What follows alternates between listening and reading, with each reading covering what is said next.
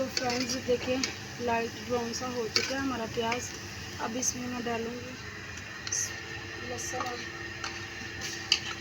अदरक का पेस्ट। आगे थोड़ा दिखाओ ना, क्यों पीछे क्यों चली जाती है। ये देखिए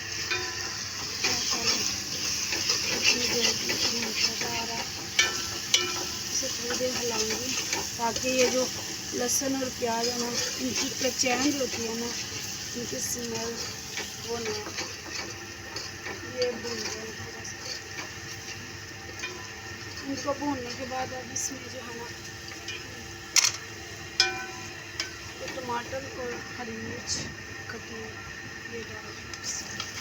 ये मैंने छोटे छोटे 2 टमाटर भी लेके मैंने साइज के और 3-4 मिर्ची। अब इन्हें 1 मिनट के लिए भूनूंगी। फिर इसमें डालूंगी दूसरे मसाले। क्योंकि शाम हो चुकी है, लेट हो गई, जल्दी जल्दी खाना बनाने क्योंकि इधर ही जा रहे हैं।